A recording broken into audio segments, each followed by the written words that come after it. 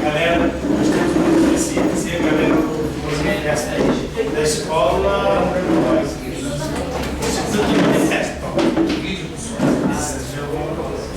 essa parte da palestra aí. Deus abençoe vocês, sejam bem-vindos. Aos outros que eu não conheço, Deus abençoe. Gente, então, vamos começar. Para ter mais tempo. Tá bom, né? Vamos orar para acalmar, tentar o coração. Amém? A pastora está chegando, a André daqui a pouco chega também. Vamos todos na paz. E eu vou começar a falar esse maluco aqui. Deus abençoe todos. Senhor Deus, muito obrigado, Deus, pelo teu cuidado por nós, pelo teu amor, Jesus, pelo teu zelo. Obrigado por essa oportunidade que o Senhor nos dá como igreja de Cristo, de sentarmos, discutirmos, entendermos mais do Senhor por nós. Deus, obrigado pela cruz de Cristo em nós. Te peço que o Senhor abençoe o Diniz, abençoe a Andréia, os funcionários que estão aqui abençoando a gente, dedicando o seu tempo, trabalhando, e que faça sentido nas nossas vidas. Te peço que o Senhor gere mudanças nos nossos corações, Deus, em nome de Jesus, Deus, que eu te oro e te agradeço. Amém. Diniz, cheguei. Já vai começar? Sim, senhor. Oi. Sim, antes de Diniz falar, amanhã vai ter outra palestra sobre mais referência à sexualidade, às 3 horas da tarde aqui, e de noite lá na segunda igreja presbiteriana, 7h30. Não sei quem vai falar deles aí, eles tiram para o link para falar. Miguel. Ó, Miguel. Agora 2 homens. Então, gente, é isso, não perca. Domingo de manhã no Vídeo Manaim, 10 horas também, todos os convidados. Eu sou o Diniz, lá de Vitória, do Ministério Avalanche, é o líder de lá. Ele vai falar um pouco curso sobre missões, ele é missionário, homem de Deus. Não parece muito crente, mas é um cara de Deus. Deus abençoe. Preciso usar. Pessoal, boa noite. Boa noite. Está todo mundo bem? Felizes e animados? Amém. Nossa, caiu a cota, você viu? Felizes e animados, não? Amém. Que bom. Eu estou morando em Vitória, eu sou de Belo Horizonte, na realidade, estou morando em Vitória há 13 anos. Fui lá para dar uma palestra, fiquei e ajudei a plantar uma igreja lá, que chama Milícia, que acabou de acabar essa igreja. E a gente fundou a Avalanche em 2004 com a proposta de gerar ferramentas para cristãos trabalharem com enfrentamento à problemática urbana. A gente trabalha com missões urbanas desde 92. Eu comecei a me converter no final de 89, fui para a clínica em Bauru, São Paulo, voltei para Belo Horizonte, ingressei no chamado missionário e depois chegou o pastor Fábio para implantar um ministério em Belo Horizonte com as tribos urbanas. Belo Horizonte tinha um cenário fortíssimo naquela época. As igrejas da época não tinham estrutura psíquica, emocional e às vezes física para receber tanta gente louca, fedorenta, com uma linguagem nada bem convencional e uma geração gritando por socorro, gritando por salvação.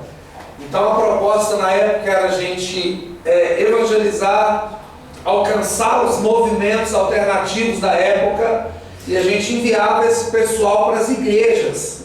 Tipo, ele convertia, a gente enviava ele para uma igreja perto da casa dele.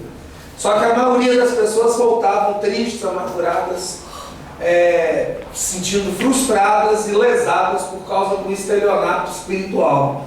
Porque você prega, vende uma proposta de amor, e quando chega na comunidade existe o ranço das pessoas que criam a rejeição em relação à dependência da pessoa que chega. Se chega uma pessoa cheirosa, bonitinha, alinhada, rica, ela é bem aceita. Se chega uma pessoa podre, fedorenta, suja, sei lá, um morador de rua, travesti, alguma coisa assim, já cria um ranço em receber essa pessoa no mesmo nível que recebe uma pessoa finésima. Então eles sofreram muito esse tipo de preconceito na época. Muitos voltaram tristes, frustrados, e a gente teve que acabar plantando uma igreja chamada Caverna de Adulão. Começou como refúgio do rock, passou a ser santuário. A gente tentou fazer essa igreja em parceria com alguma igreja lá, não fluiu, não deu certo, e acabou sendo Caverna de Adulão. A gente congregava debaixo das pontes, nas praças, em marquises, quando estava chovendo. Hoje a caverna funciona dentro de uma academia. Até hoje ela não tem um espaço próprio, existe um corpo de liderança e o fluxo de pessoas que passam por ali é bem grande. Muita gente que vai para lá acaba vindo como um hospital, um pronto-socorro, e depois acabam se ingressando em outros lugares. A relação hoje lá na cidade com as igrejas é bem bacana, melhorou muito depois de 20 anos. A coisa começou a acontecer. E trabalhei no norte com ribeirinhos, morei em Maués, Manaus, trabalhei no Pernambuco, fiz um monte de serviço no campo missionário por aí. E agora eu agarrei em Vitória com essa proposta do Avalanche, que é essa escola de missões urbanas que fez 10 anos esse ano. Então 10 anos foi só para começar a criar uma estrutura, só para bater o piso, né? A nossa grande luta em treinamento missionário é quando chega a galerinha com o discurso: eu amo Jesus, eu quero servir, tem um chamado, mas o primeiro murro que ganha na cara quer voltar para debaixo da saia de mamãe e se refugiar em algum gueto de zona de conforto. E a gente tem falado o quê? Você quer assumir o ministério? Então o primeiro passo é morrer. Morrer para 10 anos. 10 anos de a primeira maceira que você vira para bater o concreto. Depois você pensa em mais 10 anos para fazer as colunas.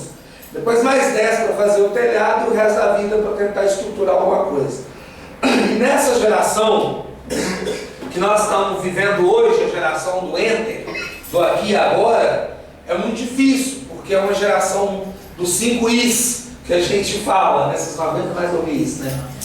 A geração inconstante, impulsiva, imediatista, insensível e ingrata. Por quê? É nítido quando a gente vê isso na juventude hoje. É o pessoal que a liderança se mata, o pessoal se mata para lutar, para batalhar, e de repente cospem no prato, vão embora e abandonam o barco, desistem do chamado, desistem do projeto de Deus para a vida pessoal, para a vida de comunidade de igreja, e vão viver uma vida na zona de conforto. Se torna evangélico de igreja. Né? Isso não significa nada na sociedade hoje, ser evangélico de igreja. Então, velho, que teu copo? Vou tomar uma água aqui, porque hoje o dia foi intenso, a boca está secando. Não é porque eu fumei nada não, viu, irmãos? Ficar aqui. O pessoal associa a boca seca, o pessoal fuma um, né? Mas não é não. Mas a nossa luta, a nossa dificuldade hoje nesses projetos de treinamento missionário é isso. Lutar com essa geração que ainda muitos não entenderam realmente o significado da cruz. Né? Eles têm uma fantasia ministerial, alguns se refugiam dentro de alguma igreja que parece mais ou menos consigo e vão vivendo a vida ali numa vida de procissão evangélica. Né? Então eu tenho trabalhado em cima disso, a Andréia também, ela é mais focada dentro do universo da sexualidade e a gente tem lutado nesse projeto de treinamento missionário. Então a gente tem a nossa base em Vitória, com várias escolas e trabalhamos também nas igrejas espalhadas pelo Brasil. Então a gente faz escola móvel, a gente trabalha com seminários e a proposta é ferramentalizar os cristãos, para eles serem relevantes na sua comunidade, na sua cidade e aonde Deus está mandando ir, seja lá onde. Né? Então a gente tem lutado em cima disso aí. Eu queria trazer uma pequena e simples reflexão sobre o DNA do cristão, sobre a questão do caráter cristão. Porque as estratégias, a gente vai falar de missões urbanas, nós poderíamos chegar aqui, eu passar no quadro aqui um monte de fórmula. Você vai para a praça, você faz um teatro, ou você vai fazer uma intervenção em cima de alguma questão social. Ah, você monta um salão, põe pista de skate, bota hip hop, música eletrônica. Ah, você fica de cabeça para baixo. Agora você vai ser papagaio de pirata. Mas eu não queria focar nesse assunto de como vai usar, do que vai usar, qual roupa a gente vai usar para alcançar essa geração e ser relevante nessa geração. Eu queria trazer uma consciência em relação à relevância da igreja, indivíduo, a relevância da igreja institucional, institucionalizada, que é a organização a qual a gente participa, e como que a gente é realmente hoje, e como a gente está sendo sal e luz, mas inserido na questão da base, da estrutura do cristão, que a gente cai numa canaleta chamada DNA, o DNA do cristão, é onde que tem a estrutura do caráter cristão, porque a gente tem vários tipos de igreja, vários tipos de ministério, de cor, de linguagem, e Deus usa isso tudo, né? Ele usou mula para falar com Balaão, ele usou corvo, uma figura gótica, para levar comida para Elias, ele usou jumento para Jesus entrar dentro de Jerusalém, ele usa o que ele quer da forma que ele quer. E essa diversidade de igreja cristã protestante é bacana, porque aí você tem espaço para tudo e para todos, é ou não é? Tem pessoas que se sentem mais confortáveis numa congregação onde só tem um órgão de pedal, né? Onde que faz aquela liturgia de 30 minutos e está perfeito. Outros já preferem um reteté, um tiro de canhão, outros já preferem algo mais diferente, mais clean. Então essa diversidade ela é bacana, porque há espaço para todo mundo, né? Nós temos uma galera aqui do Manifesto que é uma igreja mais alternativa. Aqui também é um espaço bem alternativo à VID e várias outras. E essa questão do espaço, ela não significa muito no processo da vida de nós cristãos nesse mundo cruel. Quando a gente fala em DNA, a gente começa a pensar em quê? Estrutura, coluna, é ou não é? Para nós mantermos de pé uma estrutura sólida, inteligente, aguçada, que olha com a cosmovisão de Deus, que vai além fronteiras, a gente tem que pensar que uma estrutura como essa aqui, ela não vive sem isso aqui, ó. Tem colunas com ferragem, com uma boa massa traçada. Tem vigas que atravessam aqui, que mantém a laje ou o telhado de pé. E quando a gente faz essa analogia entre a vida cristã e a estrutura, a fundação de um prédio, de um galpão, de uma construção, de uma casa, a gente começa a pensar em quê? Qual que é a estrutura do cristão relacionada ao seu DNA? Aonde o cristão busca a estrutura? Na Bíblia, na palavra, não é doido? Na palavra. A palavra de Deus é a bússola, é o guia, é o manual onde o cristão ele administra a sua vida, suas questões pessoais, suas crises, suas neuroses, seu chamado, sua casa, sua cidade, o mundo. Deus se manifestou para a humanidade de inúmeras formas, mas tem 3 formas clássicas que ele se manifestou. Quais são? A natureza, os céus manifestam a glória de Deus, e o firmamento o quê? As obras de quê, gente? Vamos lá. Isso, as obras de suas mãos. A segunda forma clássica foi qual? A palavra, a forma escrita, é ou não é? Revelada, organizada, ok? Hoje nós temos Bíblia na linguagem de hoje, a mensagem, que é uma linguagem mais cabível para algumas pessoas que não entendem a parte mais erudita. Tem a Bíblia freestyle do Ari aí que está dando um bafafá danado. Tem vários tipos de linguagem, é ou não é? Sim. Então, e tem a terceira parte, que é o verbo, que é Jesus. O verbo se fez carne e o que mais? Habitou entre nós, piriri e pororô, né? E vai seguir o texto. Hoje a gente vê muito cristão atrás de palavra de Deus em profetiza, profeta e profetada, é ou não é? Nós vemos muitos cristãos hoje, na pós-modernidade, vivendo dentro de igrejas de crentes, esperando um mover. Porque nós somos geralmente igrejas que vivem e mal acostumados com mover. Mover tem de ouro, do paletó que faz a galera cair, mover do louvor profético, mover de um monte de coisa, é ou não é? Que a gente vê por aí, irmãos. Eu viajo pelo Brasil, tem gente esperando o próximo mover que vai acontecer através da música. Porque senão nada acontece, são só crentes dentro de igreja, fazendo procissão evangélica. E esquecem de procurar um entendimento sobre o que realmente os faz ter gasolina, combustível, ao ponto de virar colunas inabaladas. Ok? Tem gente viciado em programa de televisão, esperar o pastor trazer alguma palavra que vai lhe arrepiar ou curar algum tumor, alguma coisa. Certo?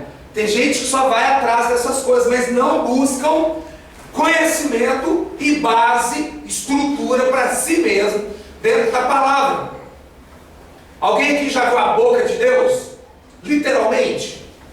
A boca de Deus. Vou lhe mostrar. Aqui. A boca de Deus é a palavra. A palavra de Deus é que nos traz estrutura psíquica, emocional, espiritual, física, e nos coloca dentro de trilhos onde a gente vai entender o nosso papel na sociedade. Aí nós vamos começar a nos entender, vamos começar a entender porque eu vivo nesse mundo, que isso aqui é tudo uma rodoviária que a gente está passando, ok? Volta aqui, não viaja não.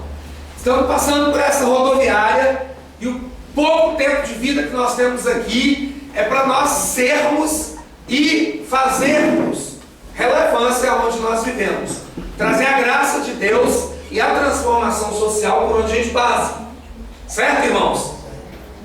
Mas por falta de entendimento de que a prioridade minha é entender o meu DNA, é entender quem eu sou em Jesus Cristo, como igreja, indivíduo, ao ponto de eu ter que a responsabilidade, o prazer, o desejo, a disciplina de ser PhD nisso aqui, ó. A falta disso faz com que nós sejamos, por aí afora, só evangélico de igreja. E isso hoje, no mundo que nós estamos vivendo, não significa muita coisa. Compreende? Significa que eu vivo num clube social bacana, onde que eu tenho reuniões cotidianas, onde eu tento colocar os meus filhos para não cair na bandidagem, para não cair em várias questões onde que eu defino como pecado. E acostuma a viver uma vida de crente igrejeiro, onde eu sempre só dependo do pastor, do presbítero, da liderança da igreja para ministrar minha vida, para eu passar mais uma semana no meu mundo, né, o cotidiano ao qual eu vivo. E deixamos de entender o papel nosso, pessoal, como ser humano. A falta de entendimento na palavra. Hebreus 4:12 fala o quê? Vamos lá. Vamos lá. A palavra de Deus é viva e eficaz. E mais? E penetra até onde? Não, está tudo errado. Penetra até onde? Juntas e medulas. E o que mais? É apta, é boa para quê? Vamos, galera. Minha Nossa Senhora Aparecida, quando falar o nome de Deus é bom. Vamos lá. Vamos lá. A palavra de Deus é viva e eficaz. Que penetra até onde?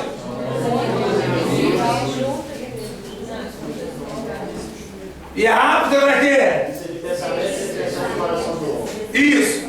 Ou seja, diminuiu aí o coral lá. O que está rolando? Ou seja, a palavra, ela é a direção. É por isso que nós temos uma nação cheia de igreja evangélica, igrejas abarrotadas de crentes irrelevantes na sociedade. Porque são cristãos viciados em gabinete pastoral. Cristãos cristãos viciados. Eu odeio falar em microfone, velho. Dá uns choques. Uma coisa meio estratosférica. Cristãos viciados em mover de igreja. Cristãos que há 30 anos estão no gabinete. Pastor, olha para aquela teia de aranha que está lá em casa. Aí o pastor olha para ele, a teia de aranha, e na outra semana, no outro mês, pastor, a teia está lá de novo. A desgrama do crente tem que entender que ele tem que matar a aranha. Mas a falta nossa de entendimento do DNA do cristão, onde eu, quando sou cristão, e eu entendi que Jesus Cristo é o meu mestre, é o meu Deus, Redentor, Salvador, aí o babado é mais embaixo. Porque aí eu vou ter que ter um sabor, um apetite, eu vou ter que ter um prazer imenso pela morte.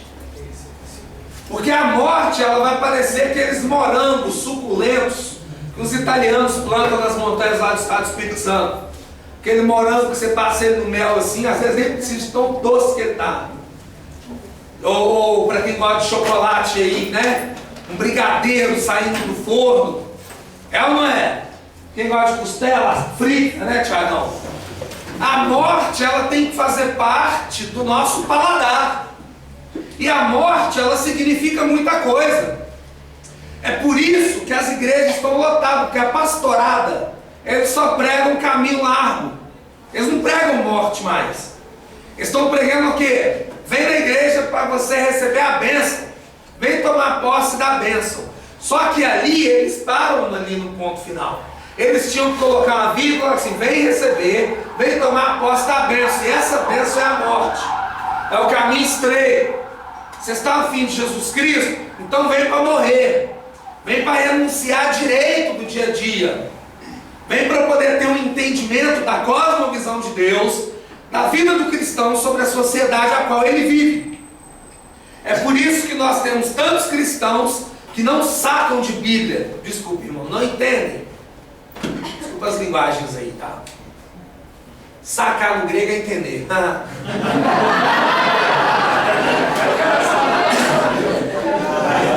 Certo? A grande dificuldade, eu estava dando aula no seminário teológico outro dia, eu consegui desconstruir cerca de 60 pessoas. E estava levando eles para um monte de heresia. Depois de 40 minutos eu falei, gente, pelo amor de Deus, volta para casa. Porque eles profetizavam, eles faziam essas danças proféticas horrorosas, eles faziam um monte de coisa sem sincronia, faziam um monte de coisa, mas a galera não lê Bíblia. Tudo viciado em WhatsApp, em Facebook, na galinhagem, 24 horas. Com aquelas fotos mentirosas. Estelionato do amor. Porque bota um botox, bota aquele monte de maquiagem, os caras fazem um peitoral e fica ali galinhando um ao outro na internet. Mas aí você fala, bicho, você quer ter um chamado? Então, começa a ler esse livro aqui, ó. Ele tem 600 e poucas páginas. 600 páginas. Misericórdia, está amarrado isso tudo? Não, desgraça. Vai para casa dar trabalho para o seu pastor, para sua mãe. Porque o que mais nós encontramos no campo missionário é a galera preguiçosa, que não entendeu o chamado de Deus para a vida como cristão, e nem entendeu o chamado de Deus para a vida no campo missionário. Não que o campo missionário seja só quem trabalha de tempo integral. Se eu sou empresário, se eu trabalho numa empresa, se eu tenho uma vida rotineira numa cidade, eu tenho que ser missionário. É ou não é? Sim. O cristão missionário é o quê? Postor, não é? Então existem os dois tipos de chamados. Para o cristão, aquele que tem tempo integral, que vai para algum lugar do mundo, para a Lua, Marte, Júpiter, certo? E aquele que tem uma vida já estabelecida numa cidade como Uberlândia, certo? Que mora ali, trabalha aqui, estuda lá e tem esse circuito. Tem que ser relevante. A grande dificuldade nossa hoje em relação do que eu quero falar do DNA é isso, a falta de entendimento na luz das Escrituras, certo? Quantos aqui no grupo tem mais de um ano de convertido? Levanta a mão, bem alto. Pode escancarar o CC, vai, bem alto. Continua. Fica em pé aí, sim. Levanta, gente. Não, braço. Fica com o braço bem alto. Quem tem mais de um ano de crente? Mas continua com o braço bem alto. Agora, roda a cabeça aí, igual aquele Chuck. Você vê quanta gente. Uma galera, né? Continua com o braço bem alto. Isso. Postergar esse menino roda. Beleza. Dos que tem mais de um ano de convertido, quem já leu os evangelhos de Jesus todos, estudou temperamento de Cristo, caráter de Cristo, visão política de Cristo, não sei o que lá de Cristo,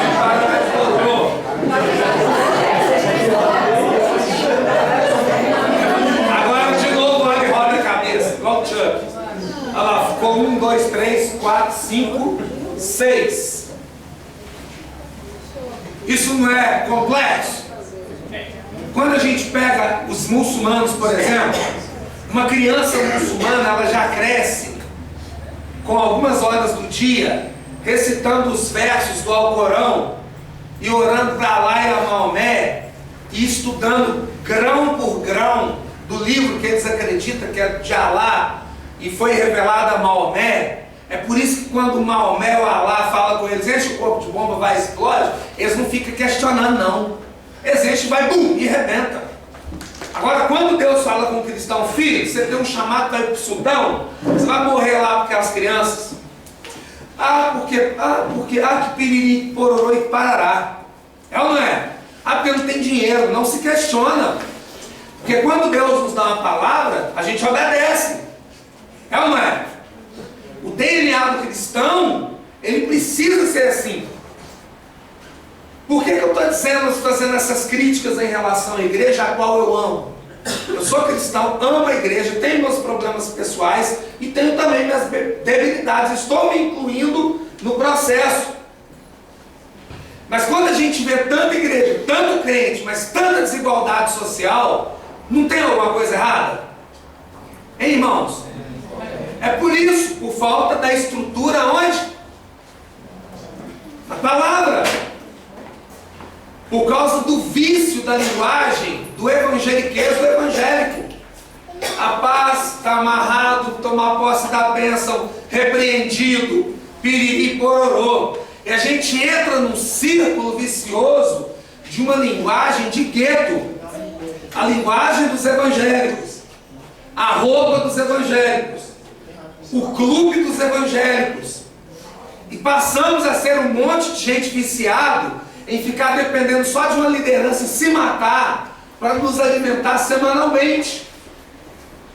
Quando nós já deveríamos estar reproduzindo frutos dignos de arrependimento, certo? Orientados pelos nossos mestres, pastores, presbíteros, e aí vai, o diabo, seja lá o que for da liderança. Vocês estão entendendo? Então nós vemos dentro das nossas igrejas hoje, crente com mais de um ano de convertido, que não ganhou uma figura para Cristo até hoje, velho. Isso é um problema. É ou não é? Nós vemos hoje nas nossas igrejas cristãos que nunca alimentou um pobre, que nunca cuidou de uma viúva, que nunca se importou com as questões políticas da cidade a qual vive. Mas nós temos as igrejas lotadas de crente. Tudo viciado, fazendo procissão evangélica dentro de igreja.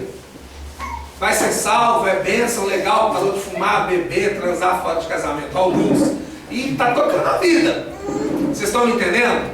Mas quando a gente volta para a raiz, que é o cristão, o caráter cristão e o DNA do cristão, aí o babado é muito mais embaixo. E nós vamos arrumar na Bíblia desculpas e argumentos para continuar vivendo na zona de conforto. Vocês estão entendendo? Porque é da Bíblia que saem as maiores seitas do mundo. Porque a gente pode distorcer tudo e tocar a vida do jeito que a gente quer. Mas quando a gente pensa na terceira forma clássica que Deus se manifestou para a humanidade, que foi o Verbo Jesus Cristo, esse Jesus que a gente põe nas camisas, nos adesivos de carro, Você já viu propriedade exclusiva de Jesus, a serviço do reino? A maioria é caô, só para ter identidade. Eu nem sempre pode sujar o banco do couro do carro para levar uma menina com gonorreia para a clínica. Uma prostituta. Certo? Geralmente é assim. Ou aquela senhorinha idosa, pobre, que não tem carro para voltar para casa, a gente sai do culto, pipi, passa, Senhor, irmã, e vaza. Entende? Ela vai mancando com artrose, rubéola, difteria, o pulso ainda pulsa e vai para casa mancando. Porque nós somos viciados em uma linguagem evangeliquez. Quando eu falo linguagem, no contexto geral, a roupa, o carro, os adesivos, as músicas e aí vai. Esse Jesus que a gente põe nos adesivos e nas blusas, ele falou o quê? O Filho do Homem não tem o quê? Aonde? Reclinar a cabeça. Olha só que loucura. Era Deus, se fez carne, se manifestou entre os homens. Veio como Redentor, pagar um preço, uma missão sem volta, radical, xiita, fundamentalista. E por amor. E ele deixa essa simples conversa. O Filho do Homem, eu não tenho onde reclinar a cabeça. Ele não para aí não, ele continua. É ou não é? Deixa os mortos que o quê? Ele não está falando só de morto, frio, gelado, que está indo para a terra do pé junto.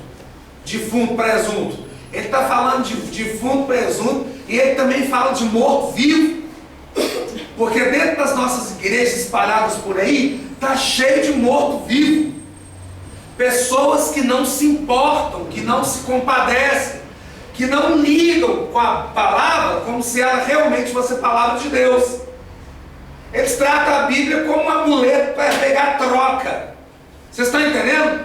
Desencargo de consciência, zona de conforto, porque a Bíblia, como fosse a palavra do Deus o qual a gente ama e quer morrer por ele, ela teria que estar sendo extremamente sugada, absorvida, trabalhada. Ah, meu irmão, é muito complicado. Quantos materiais bons temos hoje, livros que nos assessoram a entender a palavra. E Jesus continua. Como? O que ele fala? Filho do homem não veio para quê? Mas para quê? Hein, galera? Irmãos? Servir. E serviço no reino de Deus significa trabalho, ralação, areia seca. Vocês estão entendendo? É quando a gente chega no reino. O reino é o quê? O reino é só o templo de domingo? O reino é muito mais outras coisas, não é, irmãos? É quando a gente pega e coloca as lentes de Deus e começa a olhar o reino com a cosmovisão de Deus, e nós vamos começar a ver necessidades e vamos começar a servir o reino de Deus em toda a sua atmosfera. Ah, mas eu não sei cozinhar, mas você sabe lavar uma vasilha, é ou não é? Ah, mas eu não sei ministrar, mas você pode ter orelha. Você pode ouvir um depressivo. Você pode ouvir um suicida em potencial. E muitas vezes nós queremos dar a letra. Vai lá, porque Jesus tem uma bênção. A bênção é a morte. É o caminho estreito.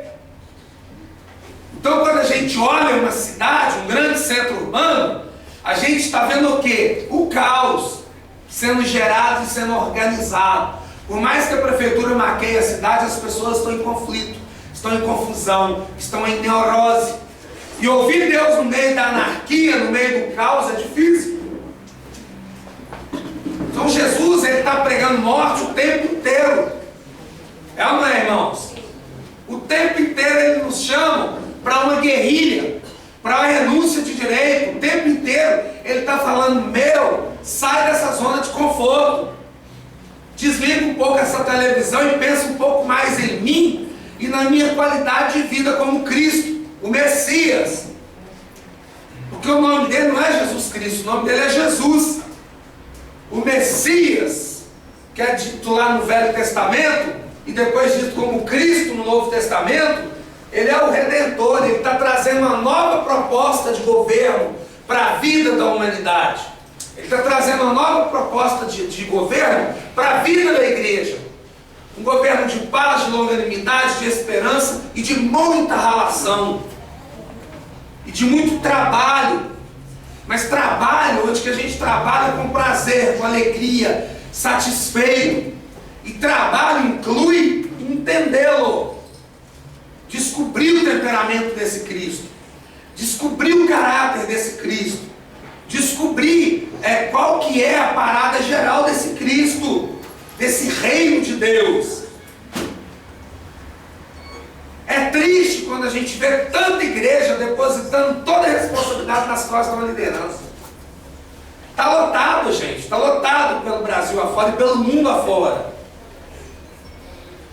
Quando a gente pega, por exemplo, a educação no Brasil. Vamos pensar em Brasil. Nossa, meu tempo está quase acabando. Vixe. A gente pega a educação no Brasil. A educação no Brasil é uma das melhores do mundo, irmãos? Não. É triste. E é ridículo a gente achar que o Estado vai mudar a educação. Não vai. O Estado não vai melhorar a educação por causa de quê? Por causa da omissão dos cristãos. Vocês estão entendendo? Porque os cristãos têm que entender o DNA que tem. De um Cristo revolucionário. De um Deus que nos orienta através da luz das Escrituras. Que nós temos que olhar o mundo com a cosmovisão dele. Ou seja, nós vamos ter mais escolas depredadas, mais escolas sem flores, mais escolas sem árvores, mais professores desacreditados, menos salário para uma classe tão importante, porque a nossa maldita bancada evangélica não fede nem cheira. Vocês estão entendendo?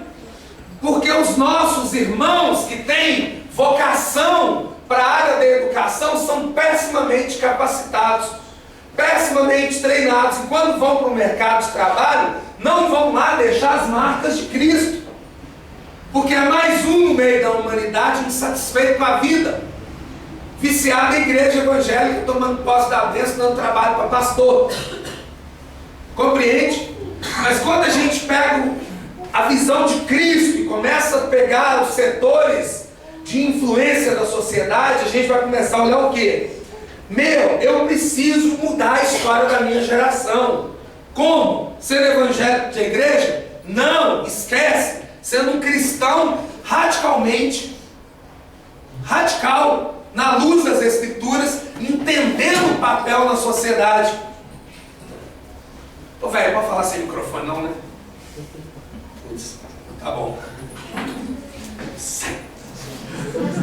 Nós tivemos um seminário de missões urbanas numa certa cidade aí no Brasil. Tinha vários caras cabeções lá e tudo mais. E nos deram uma oficina de missões urbanas para dar. Foram várias oficinas. Essa igreja, ela está há 75 anos plantada nesse lugar. Sabe o que é isso? 75 anos. Uma gota pingada de jovens. Porque tem dono de igreja, você já viu falar, no Uberlândia não tem isso não, né? Tem, Alan? Dono de igreja, que esse cara que dá dízimo alto, quer mandar em tudo, tem que bater com um porrete, pegar cabo vassoura. Eles não deixavam mexer na estrutura da igreja, em nada. Os jovens não tinham, os adolescentes não tinham espaço na igreja. Aí, em frente a essa igreja, tem uma escola pública antiguérrima. E eles pediram emprestado a escola porque a igreja de 75 anos, com um terreno gigante, não tinha espaço, não tinha salas, não tinha entretenimento para desenvolver o reino de Deus. Estrutura, na realidade. E nem entretenimento, não tinha pinóia nenhuma. Aí eu pedi a escola emprestada. Fomos da oficina. Irmãos, misericórdia, como diz os crentes. Na hora que eu entrei, com o grupo que eu ia dar oficina, no portão daquela escola, que eu olhei o pátio da escola, eu falei, meu Deus, isso aqui é uma escola. Isso aqui é um lugar que estão educando crianças e adolescentes para o futuro, para melhorar o Brasil. para melhorar a sociedade. Isso aqui é escola. Essas crianças e adolescentes que estão nesse lugar, estão estudando num lugar pior do que um manicômio, pior do que um presídio da última classe que possa existir na vida. Vocês estão entendendo? Eu não vi uma árvore plantada. Eu não vi uma flor, uma grama. Não tinha nada. Um piso de cimento quebrado, estufado, tudo pichado. Os muros quebrados. Uma cerca de arame enferrujado que parecia que ela estava ali há uns 20 anos. Eu falei, isso não pode ser uma escola, tem alguma coisa errada. Na hora que eram 2 blocos, quando eu entrei no bloco do meio, que eu olhei, tudo grades enormes, não tinha tinta, tudo descascado, tudo arrebentado, as lâmpadas meio puxadas com fio. Pensa um lugar deprimente. Eu falei, gente do céu, isso aqui está de frente com uma igreja cristã protestante, que tem Jesus na camisa, no adesivo do carro e na placa Jesus Cristo salva e liberta. Não condiz com o DNA nosso. Quando eu entrei na sala de aula que eu ia dar a minha oficina, que eu olhei a sala de aula, eu falei, não pode, não tem lógica. As janelas quebradas, vidro com ponta quebrada, não tinha ventilador de teto. A lousa, o quadro era de cimento, ele estava tão trincado que, na minha ideia, o professor devia escrever fazendo curva. As cadeiras e as mesinhas eram daquele modelo antigo, que tinha uma mesa acoplada com a cadeirinha, várias não tinham encosto. Eu falei, tá errado.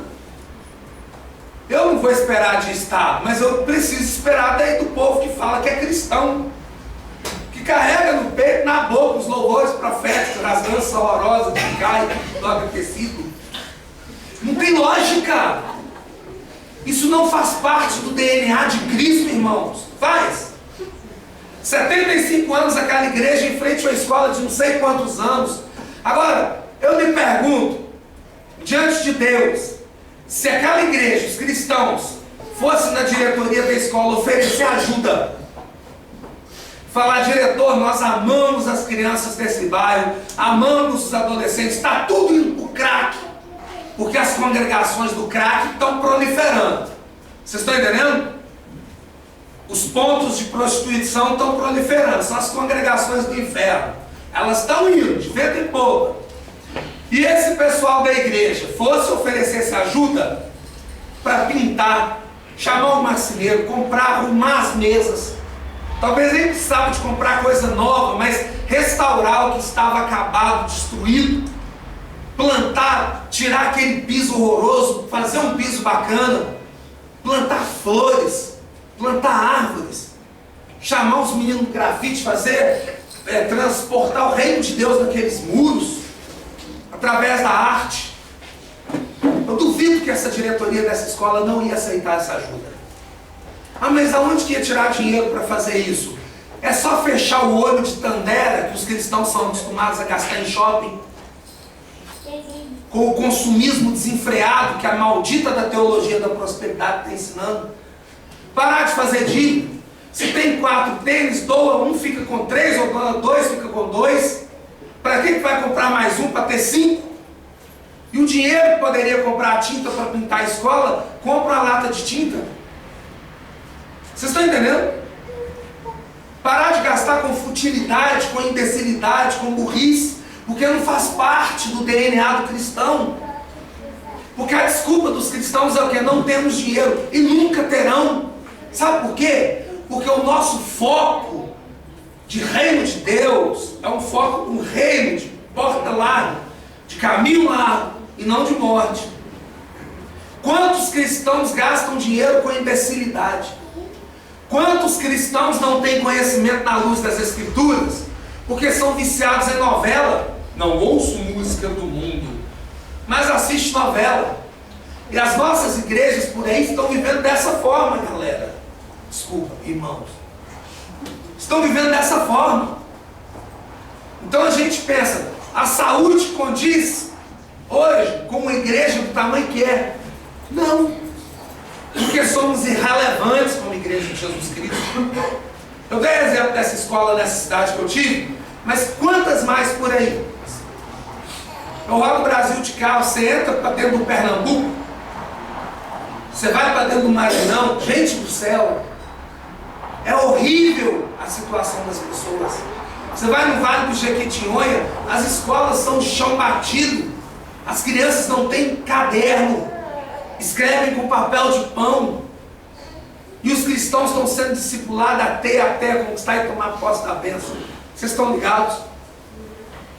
Isso é só a área da educação. Quando a gente pega, tem alguém da saúde aqui?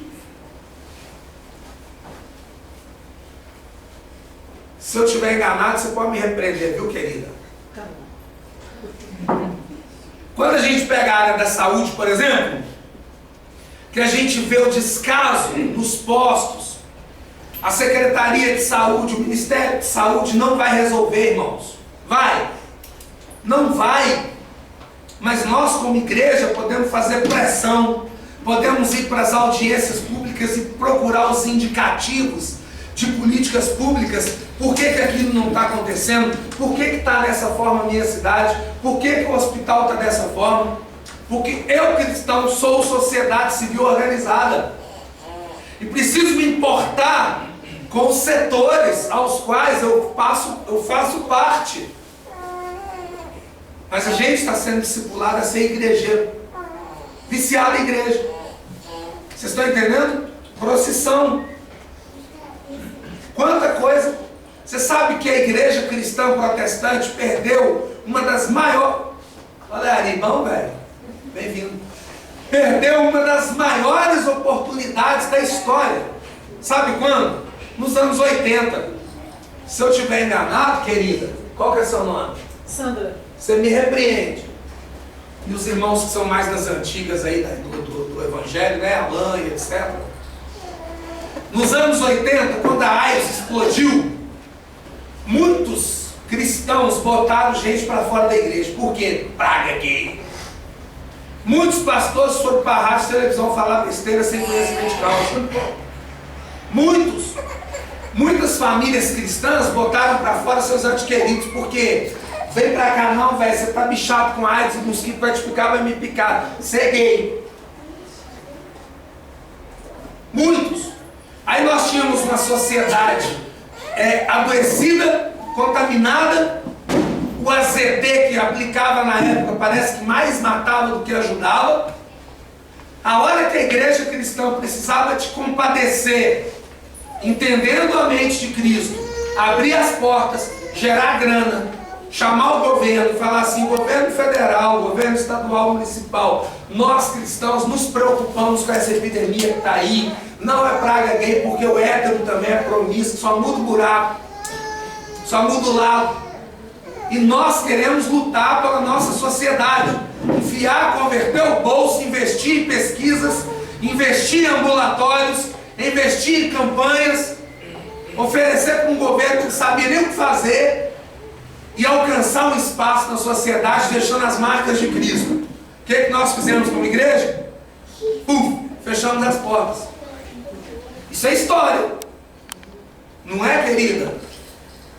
Eu acho que nesses anos todos como cristã, a nossa igreja, eu estou nesse momento, né, de reflexão, eu não sou daqui, mas as nossas igrejas, com a teoria da prosperidade, se esqueceram do outro. Eles querem só dar o testemunho que comprou mais isso, comprou aquilo, e aquilo. Então eu sou assistente social. Eu trabalho numa área que é só pepino. E aí você chega e conversa com o pastor, eu tenho um pastor muito jovem, muito dinâmico na igreja, ele nem sabe que esses problemas existem.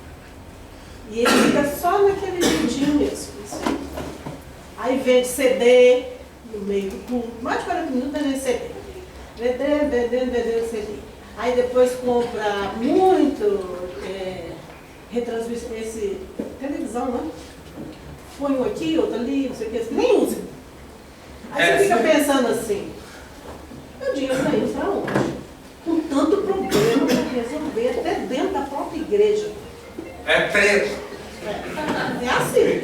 O que aconteceu em relação à saúde nos anos 80? O movimento gay se organizou no Brasil, se institucionalizou, certo? Recebeu apoio do Canadá, São Francisco, Califórnia, onde que tudo explodiu, certo? O grupo gay da Bahia, do antropólogo Luiz Motti, com sua ONG, apoiou, batalhou pesquisa, fraudado pesquisa e etc, etc. E se tornou um gigante no Brasil, uma superpotência. Foi para o governo federal e ofereceu a ajuda que nós deveríamos oferecer como cristãos. E hoje a menina dos olhos de Deus, a menina dos olhos do governo, patrocinados com os movimentos, com a passeata, com tudo que há de melhor.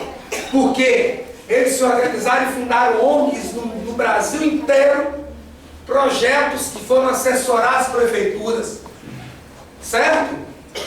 Se cresceram, se tornaram gigantes e estão sendo relevantes em tantas áreas da saúde da sociedade. Enquanto nós estamos ainda discutindo se a gente bate palma, se a gente veste isso e aquilo ou não. Por quê? Falta de estrutura onde? Na? DNA. DNA do cristão é palavra, é estrutura, é coluna, é base. Se a gente não entender que a nossa vida tem que estar com fundação para aguentar um prédio, 29 andares e mais uns 5 helicópteros em cima, a gente vai ficar sendo crente de igreja, protestante, aleluia, glória a Deus, e vamos continuar na mesma. E a história vai se repetindo cada vez mais. Nós participamos agora de uma consulta sobre a cartilha GLBT, gays, lésbicas, simpatizantes, transexuais e transgêneros, e aí vai embora. Essa cartilha, ela foi organizada em 2004, muito bem organizada, consultada e etc. Ok? Em 2007, ela foi lançada e aprovada pelo governo federal. E o meu dinheiro, o seu dinheiro é que bancou essa cartilha. Hoje essa cartilha, ela é programa de governo para chegar na mão de cada professor público, para cada professor público discipular toda criança de 4 a 12 anos de idade sobre aquilo que o movimento gay acredita e defende. Tem muita coisa na cartilha que está certo? Tem, mas tem muita coisa que está errada dentro dos padrões de uma sociedade a qual a gente vive. Tem muito furo dentro da cartilha, eu não vou entrar em questão de cartilha agora não, mas ela está aí. E onde que nós estávamos enquanto eles estavam organizando, se preparando e botando para quebrar? Nós estávamos assistindo novela, viciados em Orkut, Facebook, WhatsApp, na galinhagem. Vocês estão entendendo, irmãos? Nas nossas zonas de conforto, das posses cabeças que a gente toma. E quando a gente para analisar a nossa sociedade, a ciência, a educação, a saúde, os esportes, a arte, a gente pega a arte e coloca na mão de quem? Do cão. Toma, cão, usa. Vocês estão entendendo, irmãos? E a gente quer fazer a arte evangélica. É horrível, nós temos que fazer arte. E essa arte, ela tem que mudar a estrutura dessa geração. Nós temos que fazer com que essa garotada que está vindo aí, os meus filhos, o Miguel, os outros que estão vindo aí, eles olhar para nós e falar assim, nossa, eu quero seguir aquela geração, que foi a geração mais revolucionária, que morreu pela causa do Cristo, caminho estreito, que limpou os rios, que plantou árvore, que cuidou do Éden que Deus nos deu para cuidar, que discipulou as nações, que desenvolveu a ciência, que compôs boa música, que pegou esses gospel desgraçado, que tem herético, e jogou fora. E ainda vê esses cantores, cobra 30, 50 mil, nós paga eles. Nós paga é feito. Minha mulher vê meu português, ela chora. Eu estava numa cidade do interior da Bahia agora, gente, não tem esgoto. É tudo ao céu aberto, é tudo podre. As meninas cobram 50 centavos. 50 centavos sexo oral. R$1. Teus pais mandam. Aí sabe o que a igreja faz? Convida um gospel, cobra 30 mil com ele na praça para entreter crente. Porque tem que juntar os crentes. Crente tem que morrer, porque não entendeu o DNA. Então nós estamos seguindo o evangelho ralo, simplista, comédia e brega. Vocês estão entendendo, irmãos? É muito doido. Na Holanda já tem partido pedófilo, partido político pedófilo. E daqui um dia vai ter aqui, em breve. Por quê? Porque a nossa omissão permite com que o caos chegue. A gente vai fazer no carnaval, a gente vai fazer retiro para crente, está errado. Tem o direito? Tem. Todo mundo tem o direito de fazer o que quer. Mas no meio do caos é que nós temos que ir. É no caos que nós temos que estar. Acompanhar a galera que está com coma alcoólico. Pegar a pessoa que está fragilizada, está pulando ali, está ficando com todo mundo, sem usar preservativo e tudo mais. É ali que nós temos que estar. Ou trazer uma proposta melhor e maior. Fazer um bloco muito mais alucinante, muito mais engajado, com um enredo muito mais profissional do que qualquer escola que já houve na face da terra. Quem? Os crentes. Vocês estão entendendo? Então o nosso desafio de entender o nosso DNA como cristão é muito grande. Porque são décadas e décadas e décadas e décadas e décadas de um discipulado de gueto, de 4 paredes, onde que eu só venho aqui para buscar um alimento para eu passar mais 5 dias lá fora achando que domingo é culto. Não é. O culto é de segunda a sexta. Domingo é reunião para um incentivar o outro a morrer mais 5 dias lá fora. Vocês estão entendendo? Porque os valores, eles estão muito invertidos. Eu acho que todo mundo tem direito de ir para Oscar Freire em São Paulo e comprar uma Louis Vuitton, uma Prada de 30 mil, de qualquer coisa. Tem o direito, velho, irmãos. Mas na sociedade que a gente vive hoje, eu acho que a gente podia trabalhar esses processos mais inteligente. Vocês estão entendendo? Eu acho imoral pastor de igreja que vive na igreja andar com carro de luxo, carrérrimo, onde que tem membro que está desempregado, que paga aluguel, está passando pindaíba, que os filhos não tem como ir para a faculdade, porque não tem condição de pagar um cursinho de vestibular. Aí o maluco vai e tira a onda. E os crentes ainda mantêm essa vida de luxo dos caras, dando mau exemplo para a sociedade. Vocês estão entendendo? Eu acho imoral. Eu acho imoral o pastor de igreja se candidatar a político, seja lá qual classe de política que é, sendo que ele é pastor, ele não é político, ele não foi vocacionado para ser político. Ou ele foi vocacionado para ser pastor? Para ser pastor, cuidar de ovelha, discipular e projetá-la para ela ser relevante lá fora, e não criar uns cascudos dentro de igreja, dono de igreja. Vocês estão entendendo? Porque está tudo errado, está tudo de cabeça para baixo.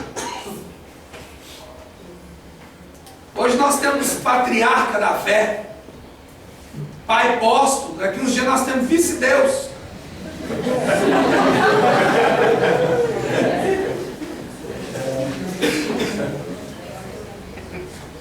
O maior índice de reprovação nas faculdades públicas são negros e pobres. Sabiam disso? Sabe quem está ocupando as universidades federais? Rico. Sabe por quê? Porque o rico... Ô velho, traz café para mim. O rico consegue pagar os melhores cursinhos de vestibular. O pobre não. O pobre, se ele não ralar com força, ele está ferrado. O que o reino de Deus tem a ver com isso? Tudo.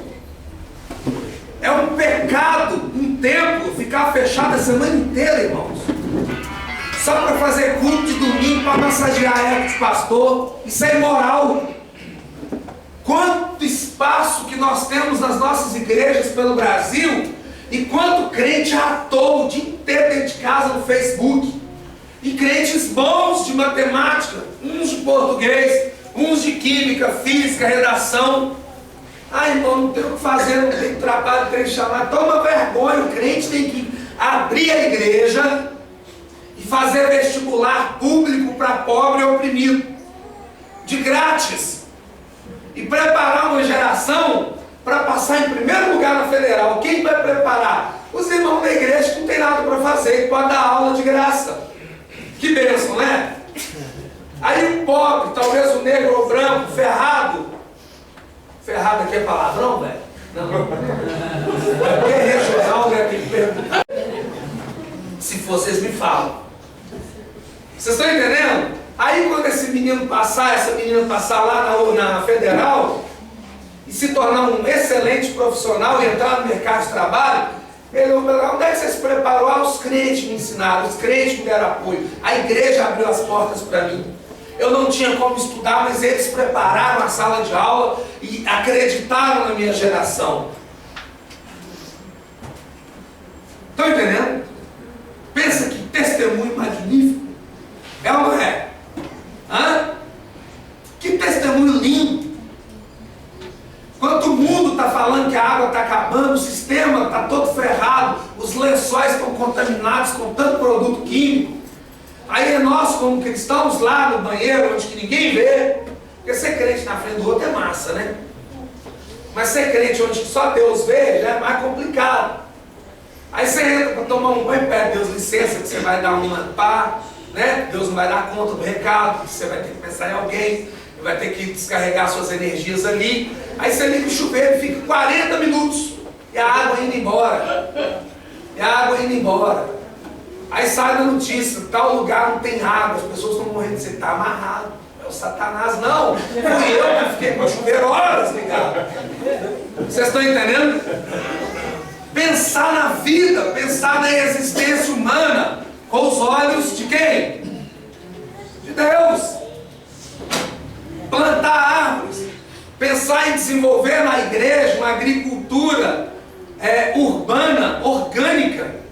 Pega o estacionamento, tem carro aqui, faz horta vertical, faz um plantio lindo, mostra para a sociedade que crente é capaz de pensar na existência do outro. Aí a família que está ferrada, sem trabalho, vai ter uma cesta básica orgânica, saudável. Quem vai plantar? Nós. Todo mundo. Pessoas que pensam que ia ser uma agricultura urbana, orgânica, no meio da cidade, para ajudar quem não tem nada, para as nossas crianças, em vez de ficar neuroticamente 24 horas na tela, ela fica, mas também ela tem um momento que ela vai ver a lagartinha, ela vai saber que a água faz o fruto crescer, ela vai desenvolver relacionamento de quê? De pele. Levanta, doido. Ela vai abraçar o outro e vai agradecer a Deus porque cresceu o tomate. Vocês estão entendendo? Criar uma sociedade líquida, sintética, louca, pirada. Nós temos que pensar que mundo que nós estamos vivendo, o que a gente quer fazer da nossa vida. Que tipo de igreja eu quero ser depois da pós-modernidade? Porque a pós-modernidade trouxe essa zorra toda, essa confusão de identidade, essa falta de parâmetro. Tudo é tudo e nada é nada, como dizia o irmão Timaya. Que Deus o tenha. É ou não é? Tudo é tudo e nada é nada. E a gente pensa, bicho, irmãos, como é que essa geração está? Porque na minha época era assim, mas na nossa época lá atrás era uma coisa, hoje está uma zorra. E muitos de nós cristãos contribuímos por falta de entender o quê? O DNA do cristão. Parar com esse papo de ficar vivendo só mover de igreja e partir para uma ofensiva de quê? Ler Bíblia, estudar a Bíblia. Ensinar os irmãos da escola dominical cidadania. Ensinar o pessoal a ler jornal e ver o caos que vive a cidade. Irmãos, quando a gente para estudar uma missiologia urbana, sai! Uma missiologia urbana, a gente vê que às vezes a gente está vivendo só dentro de condomínio, cada dia mais indo para dentro de condomínio. Não tem problema nenhum. Mas a cultura de gueto, que nós vivemos dentro das nossas igrejas, ela também está sendo vivida lá fora. E às vezes dentro do condomínio que eu vivo, a pessoa que mora na frente da minha casa é um suicida em potencial. A pessoa que mora na frente do meu apartamento tem depressão profunda há anos. Eu nunca soube disso, porque eu não rompo, não atravesso os limites, eu não consigo romper os obstáculos, porque existe um abismo entre a linguagem evangeliquez, certo? A forma que eu vivo, sou evangélico, dane-se, com as pessoas que estão sofrendo e vivendo na minha frente. E às vezes eu parar e ouvir a pessoa umas 2 horas de relógio, vai ser a libertação dessa pessoa. Mas a mania de falar, vamos lá na igreja de Jesus tem uma bênção. Tem morte. Então a pessoa precisa de saber que eu estou disponível para ela lá no gueto. Vocês estão entendendo? Lá, estou disponível, dona Maria. Eu estou aqui. Pode falar o que está acontecendo. Ah, meu marido me chifra 100 anos. Tá, fala mais, quer mais? Ah, agora eu estou ficando com a diaconisa. Ah, pode falar mais, vai falando, dona Maria. Deixar a mulher desabafar, o homem desabafar. Às vezes a gente vê que o traficante está vendendo cobra para o nosso filho, mas o traficante é filho de uma outra pessoa. E às vezes a gente passa por isso, aquele cara ali é traficante, tem que orar por aquele cara. Não, velho, nós temos que ir lá, velho. Eu sei quem você é. Dá um abraço aqui. Não te dá um abraço, só isso. Vai lá em casa comer um frango. Chama um cara para ir para tua casa almoçar. Tá entendendo? Aquele monstro, às vezes, é um doce de pessoas. Mas tem um comportamento de comércio. Estão entendendo, gente? Romper, ultrapassar os muros de pedra que não impedem o amor, como já dizia Vinícius. É ou não é?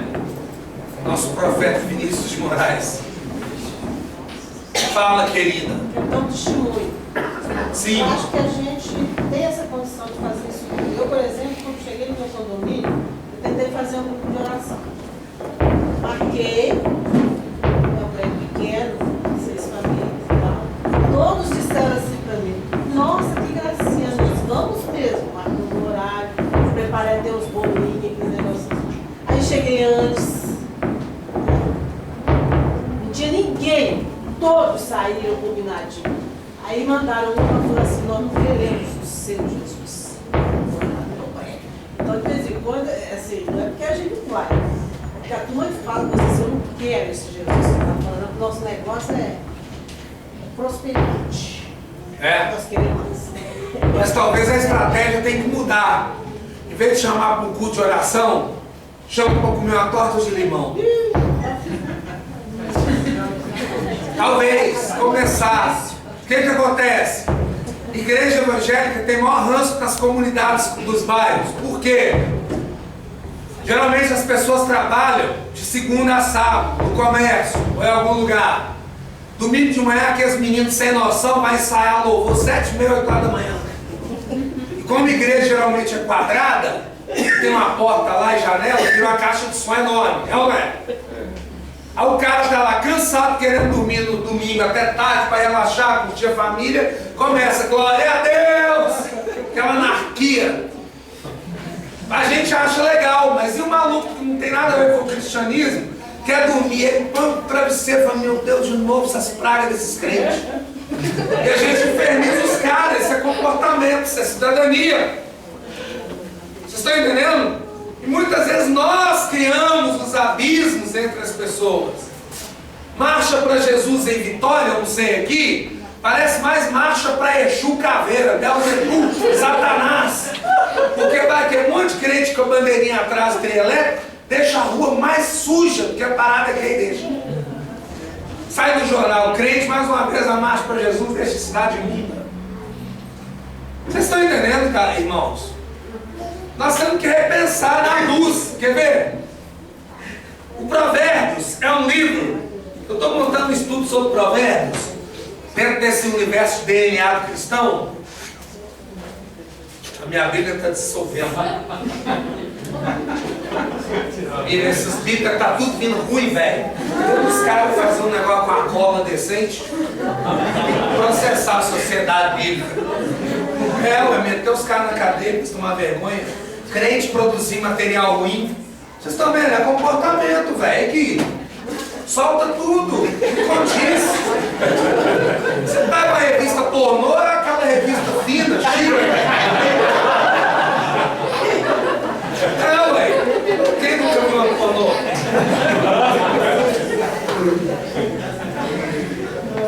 Irmãos, Provérbios, ele vai do capítulo 1 ao 31.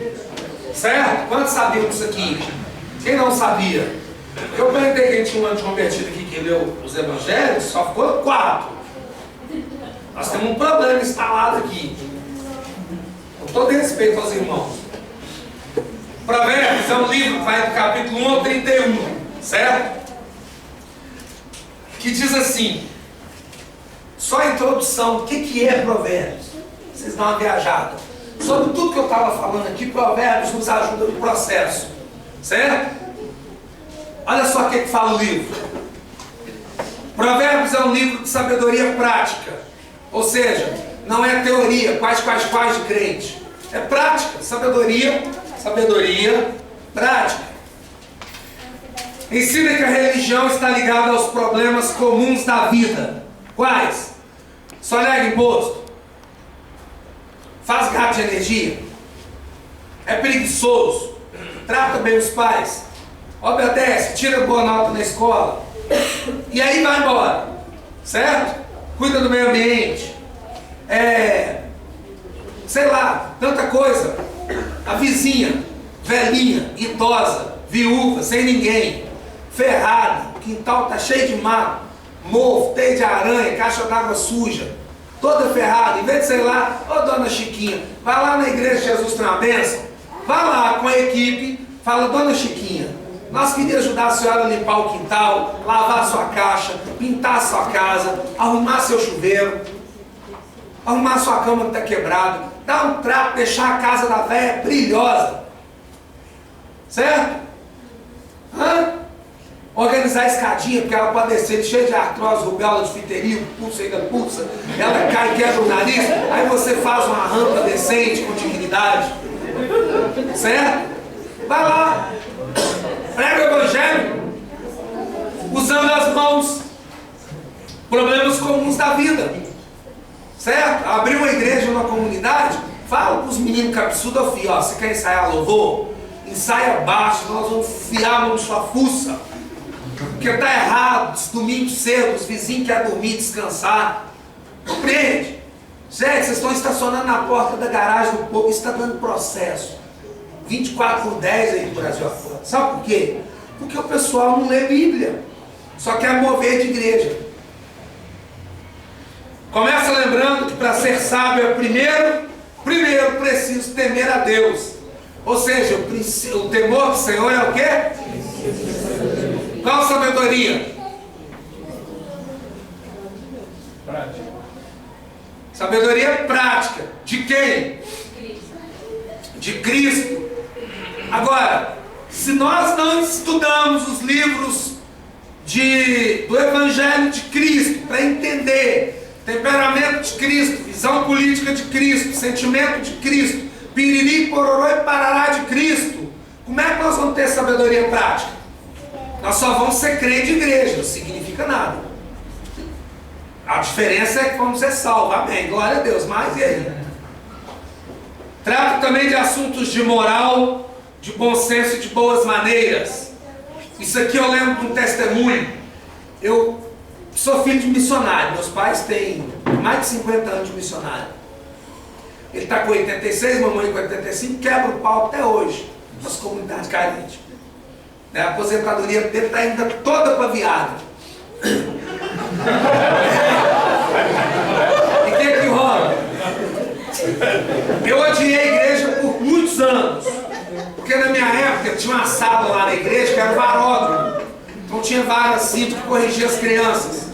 Como eu sempre fui muito ligado, DDA, distúrbios de déficit de atenção e hiperatividade, naquela época a psicoterapia não tinha evoluído tanto, era tratado como caráter, certo? Então eu apanhei, eles me ridicularizavam, me chamavam de desligado, porque eu esqueci o nome de todo mundo, e aí vai. Aí quando eu fiz 11 para 12 anos, eu virei para a mamãe e falei assim, me mata, mas eu nunca mais fiz nessa desgraça. Porque eu associava a igreja com Deus, que é o óbvio, né? Nossa, a igreja não é representante de Deus? Ou deveria ser, né? E tal. E eu fiquei anos e anos fora, fiz capeta 4, voltei para a clínica, me recuperei, aceitei Jesus, uma experiência muito louca com ele, e voltei. Aí eu falei assim, eu quero Cristo, mas não quero igreja. Aí me convenceram que eu tinha que viver em comunidade. Eu falei, tudo que eu não quero. Mas eu queria Cristo, porque eu tive uma experiência massa com ele. Me convenceram de ir para a igreja, da linha da mamãe. Vou falar que é batista, não precisa me escandalizar. Fui! Chegou lá, primeira coisa que aconteceu, a menina vai e cola em mim. Em vez dos rapazes da igreja chegar, ô velho, chega aí, piriri, cola uma sapa. A menina se colou em mim e já começou a rolar aquelas ideias de romance e tudo mais. Vou orar por você, queridinho. E aí você cola. Não, não é? Em vez de ela me discipular para ser um bom cristão, ela me discipulou para ser um bom amante. Terceira reunião de jovens que eu fui, aniversário com uma figura. Fomos para a casa da figura depois da reunião de jovens. Tinha uma mesa cheia de comes e bebes, sentamos, o povo foi chegando. Aí quando chegou todo mundo, o líder de jovens falou assim, agora vamos orar para fulano. E abençoar a vida dela, aniversário, cantaram parabéns, ela soprou a vela, piriri, pororô, oraram. Aí o pessoal acabou de orar. Eu fiquei de cara. Eu estava sentado com essa menina que estava me galinhando. O pessoal voou na mesa, igual urubu na carniça. E rodeou a mesa e eles comeram tudo. Eu fiquei olhando aquela cena aqui e falei, crente que não bebe, não fuma, não cheira, não transa. Mas come pra caramba. E eu comeram tudo, eles só comendo e foram embora. Não tinha uma relação social. Vocês estão entendendo? Eu disse, eu não quero isso não. Eu vou voltar para a vida que eu vivia. Não quero. Estou fora desse papo. Ou seja, os provérbios, eles não se ensinam isso. Certo? Sobre o que a pessoa sábia deve fazer em certas situações. Tem hora de comer, tem hora de rir. Igual a Alan falou ontem, né, velho? Aqui na oração de manhã, 7 horas, hoje, né? Ele falou exatamente sobre isso. Tem hora que é hora de você chutar e quebrar tudo. Tem hora que é hora de você ficar de boa. E os provérbios, eles nos ensinam essas relações. Os provérbios ensinam a sabedoria dos antigos mestres israelitas sobre o que a pessoa sábia deve fazer em certas situações. Alguns são a respeito das relações de família. Quanto líder tem idiota? Cara, porque eu viajo no Brasil, eu vejo muita coisa. Na igreja o cara é o espiritual, mas lá na casa dele, o melhor lugar é o dele. O maior pedaço de frango é o dele. A televisão tem que ficar ligada no canal dele. Ele trata os filhos igual com coisa. A mulher só serve para reproduzir e satisfazer suas necessidades fisiológicas. Mas nada. São grosseiros. Quantos filhos idiotas e grosseiros com os pais, com a irmã, com o irmão. Outros sobre o comportamento dos negócios. Galera, irmãos, quanto cristão fazendo mau negócio. Muito cristão. Tá desligado esse bagulho, eu tô igual.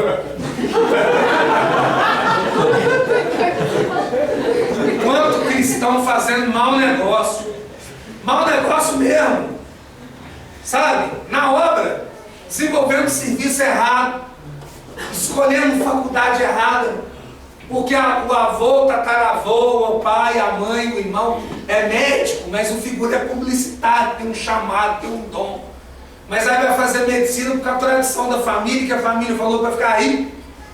Vai ser um péssimo profissional. Não vai para a Bíblia para entender a vocação. Porque o cristão ele tem que entender para que ele foi vocacionado e o dom que ele tem para a vocação. Vocês estão entendendo? Tem um monte de filho de crente que querer ser pastor. Vai ser um dojo na vida das pessoas. É ou não é? Tem que ter dom, tem que ter amor, tem que ter chamado. E tem que correr atrás e estudar para tal função. Eu não daria para ser pastor. Eu ia matar todo mundo.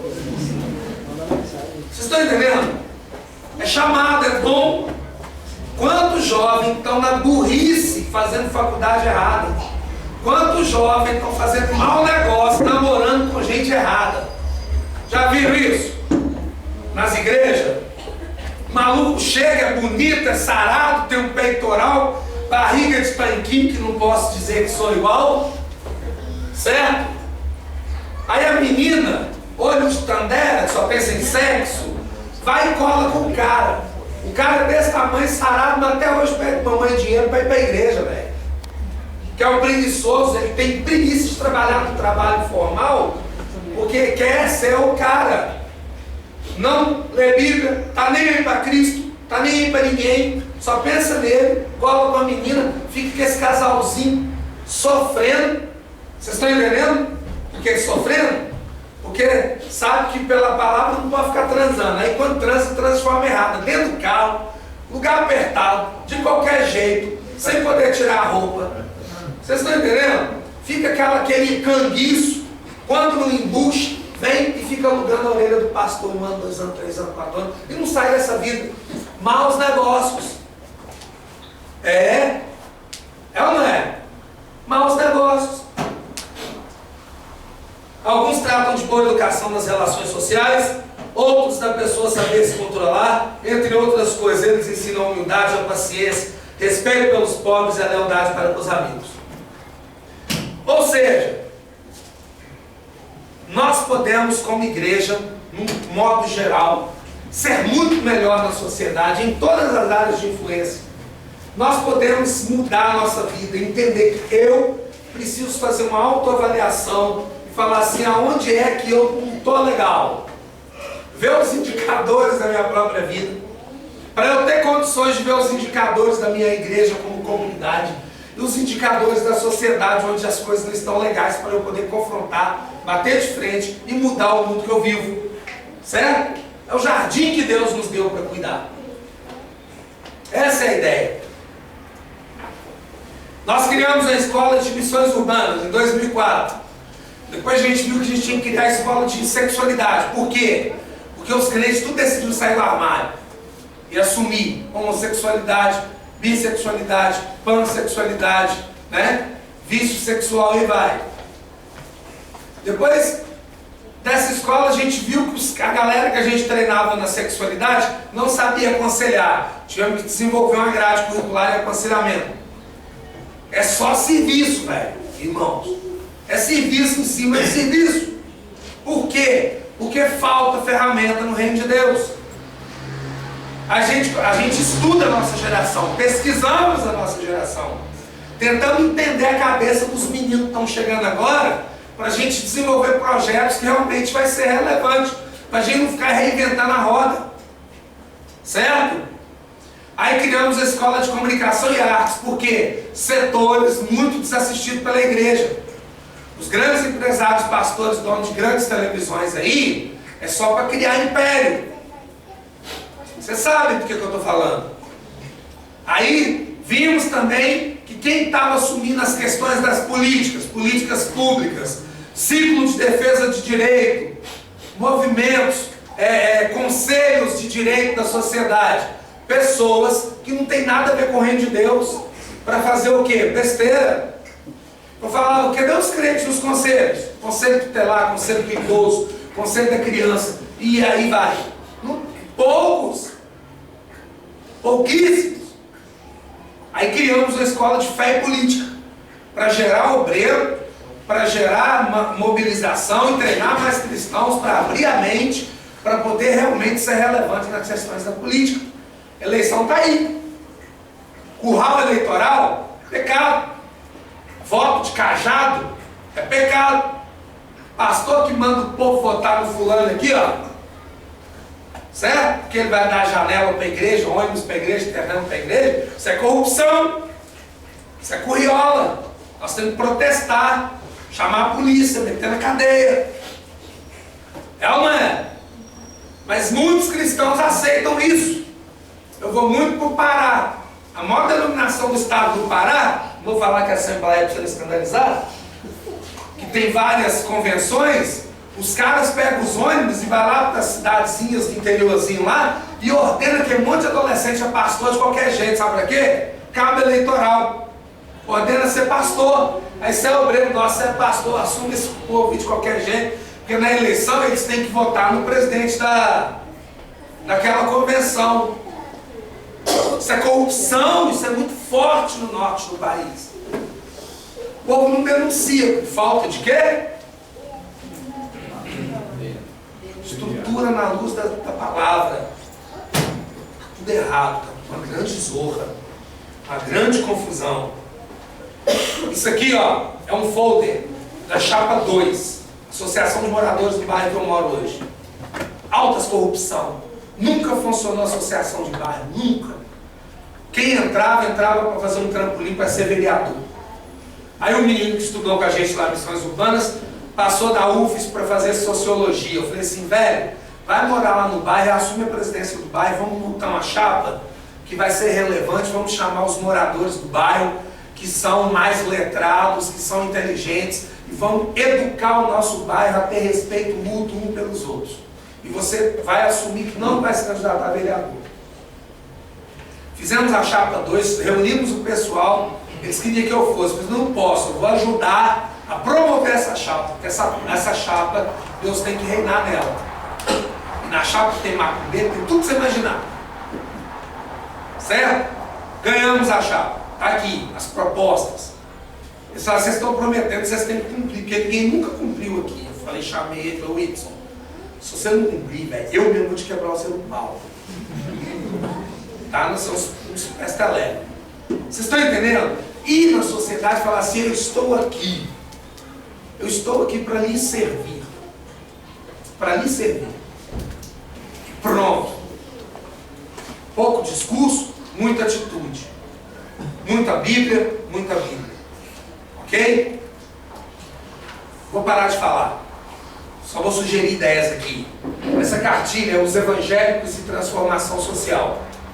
Você vai no site da Aliança Evangélica Brasileira, você baixa ela de graça, online. Aliança Evangélica. Vai ficar aqui, no final você pode clicar e anotar, mas não leve. Tá? Bola na Rede. Uma cartilha sobre exploração sexual infantil. Você pode baixar ela de graça, fazer campanha na escola do seu bairro, onde é que você quiser. Tá aqui, pega os dados e baixa. E mais, rapidinho. Tem que ser fiel no horário.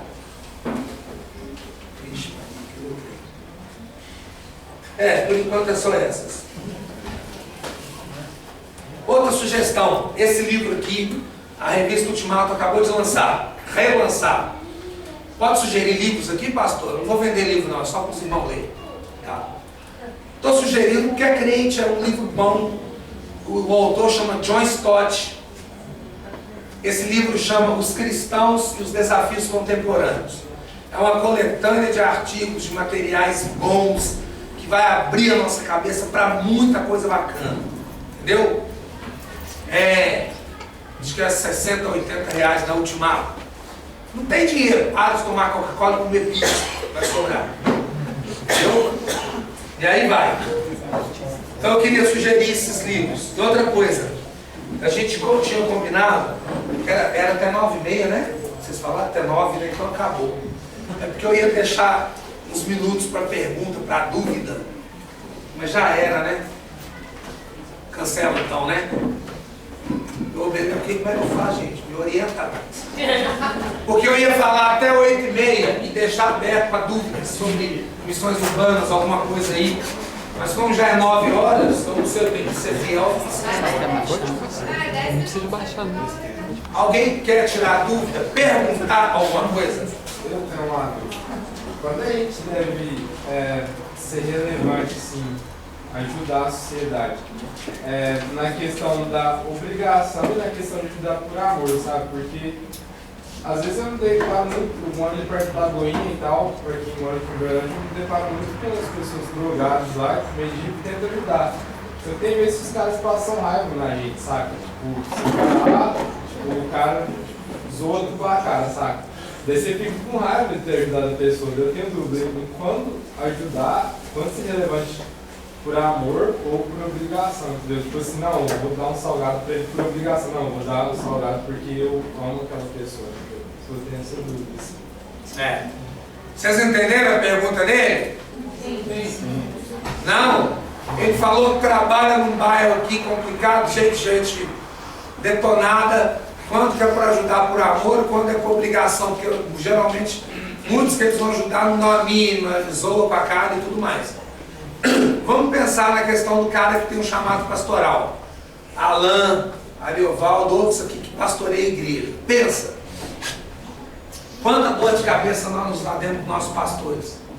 De frequentar aí, etc, etc. Jesus falou para a gente poder fazer o quê em relação ao necessitado? Hã? Dá a quem pede. Com qual condição? Sem olhar. Vai ter momentos que a gente vai ajudar a pessoa até a pessoa não vai dar em nada. Você tem que fazer aquilo que Deus mandou fazer. Faça. Muitos que passaram por nós lá, fizemos de tudo, demarramos no corpo, batalhamos, eles tomaram a decisão e foram. Não quiseram mais. Você está me entendendo?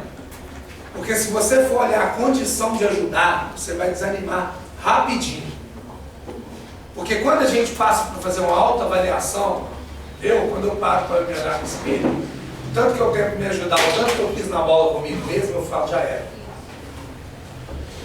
Aí você tem que falar, Deus, livra-me de mim mesmo. Me livra de mim, mata esse ego. Porque o nosso maior inimigo não é o diabo, é o nosso eu. E às vezes o ser humano ele vai querer enfraquecer, não é que ele queira. Ele é usado para enfraquecer a tua fé em relação a tudo aquilo que é o desafio que Deus tem. Moisés, 40 anos que é povo. Pensa, que ranço. Deus livre. Bem alto para o pessoal perguntar. Eu tenho uma dúvida. Na verdade é um questionamento que eu acho que é bom no momento. Que quando você falou em vocação, a gente estudou no PROM que vocação envolve também aquilo que você se sente responsável por fazer. Então, por exemplo, crianças na África.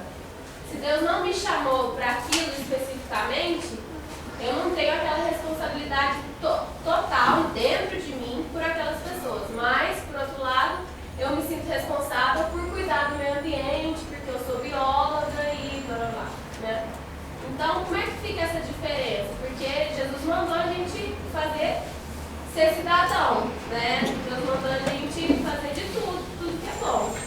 Mas qual que é o limite, né? Entre a minha responsabilidade de fato, eu, por exemplo, sou muito ligada à política, eu não entendo muito, e aí como é que fica isso? Eu não daria conta, por exemplo, de instituir uma chapa num bairro. Não é, sabe, aquilo que me move, assim, que... Não sei se eu consigo expressar. Conseguiu. Vocês entenderam, irmãos? Sim. Entenderam? Então, faça aquilo que você é chamada. Faça aquilo que você tem um dom, aquilo que você gosta. Quando eu falei em vocação, quando a gente fala em vocação, a gente vai entrar em inúmeros universos. Eu falei em vocação no sentido de quê? O que Deus colocou no seu coração que você gosta? O que você tem o dom para fazer? Faça-o de forma perfeita. Se der para você fazer outra coisa, faça, sirva. Por exemplo, na história da igreja, a gente vê muito briga entre os irmãos por causa de departamento. Vocês já ouviram falar nisso? Eu sei que o Uberlândia não existe, mas no Brasil e afora existe. Irmãos que entram em treta uns com os outros porque um quer assumir o louvor principal, o outro quer ser o secretário. Ou então teve um grande evento na igreja, a pessoa ralou com força, o pastor esquece de agradecer publicamente. A pessoa fica um ano sentada de braços. Grande comédia. Certo? Vocês já viram a galera brigar e sair na porrada para lavar banheiro? Para varrer o pátio? Geralmente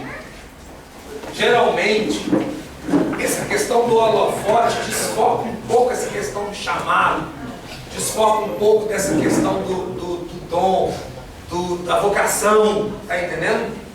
Por causa do mau hábito que a gente tem, da linguagem evangeliquez que eu falei no início, da cultura de gueto, certo? Converteu um cara nos Estados Unidos, motociclista, traficante, muito louco, varrido, pirado. Ele converteu, ele começou a ler os evangelhos, começou a estudar o reino de Deus, ele falou assim, eu quero ir para o pior lugar do mundo. Aí o cara falou com ele lá assim, então vai para o Sudão, que é um país que não tem governo, é um país que tem guerrilhas, vivem da exploração da criança, da guerrilha. Eles pegam as crianças, matam os pais, estupram as crianças, mandam as crianças estuprarem umas às outras, ensinam elas a matar. Você vê isso muito naquele filme Diamante de Sangue e outros filmes aí, certo? Ele foi para lá, hoje ele é conhecido como pastor metralhadora. Tem até um filme de Hollywood com ele, com aquele Gerard, não sei se o nome é, porque meu francês não está muito bem hoje. Certo? Aí ele foi para lá, montou um orfanato, que ele achou um monte de criança ferrada, montou outro orfanato, ele tentou pegar as crianças, ele teve que pegar em arma. Pegou as metralhadoras, sentou o dedo nos caras, apoiava o governo, pela ONU, um monte de gente. Não, lá não tem governo. Lá não é uma anarquia. Certo? Ou seja, é o dom do cara? Eu acho que é. O cara veio da loucura. Ele está lá. E muitas vezes, irmãos, Deus nos tem chamado específico. Mas a gente tem que ter senso para ver as necessidades do reino. Jesus nasceu aonde? Qual cidade? Manjedoura? Jesus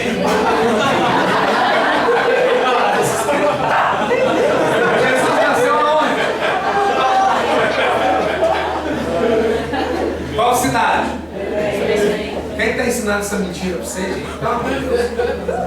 Jesus nasceu aonde, cara? Vou te dar uma porrada. Jesus nasceu aonde, gente? Não é Belém, não? É ou não é? O que vocês estão aprendendo isso aonde? Que Bíblia mais ordinária é essa? Gente, pelo amor de Deus! Jesus nasceu em qual cidade? Belém. Qual Belém? Da Judéia. Amém. É isso mesmo. Belém do Pará, não. Você sabe o que eu estou perguntando? Porque eu jogo com a maioria das igrejas que eu vou, eu converso todo mundo que não é em Belém. Às vezes eu converso até que é na 25 de março em São Paulo. Você sabe por que a maioria dos nossos jovens vão para a faculdade e desvia?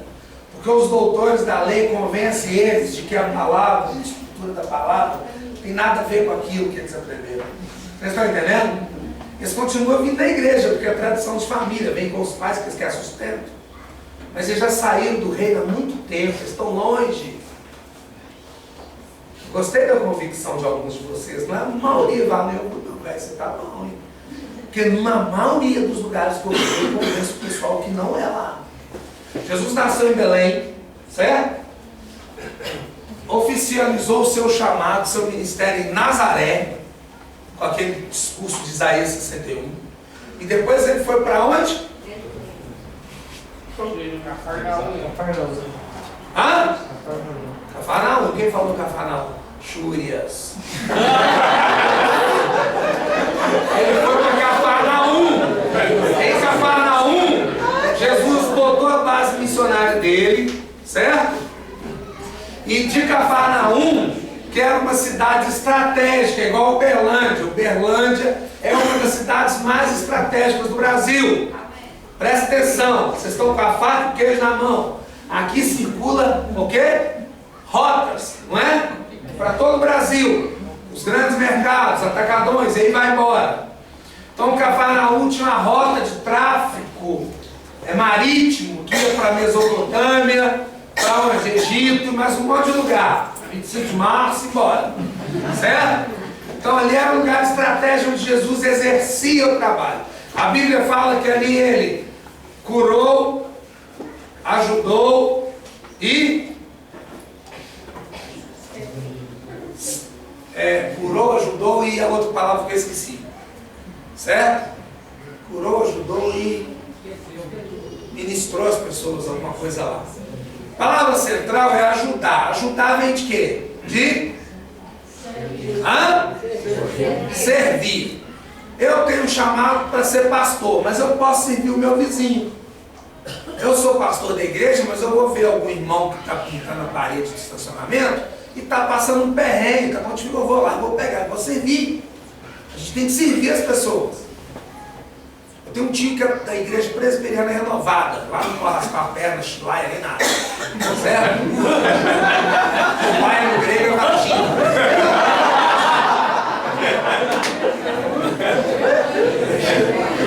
E o vizinho lá odiava a igreja por causa do barulho, a gritaria. De manhã, os meninos, anarquia de louvor, xarope. O cara tinha pânico de crente, processou, julgou, jogou pedra, era um inferno, não tinha convivência.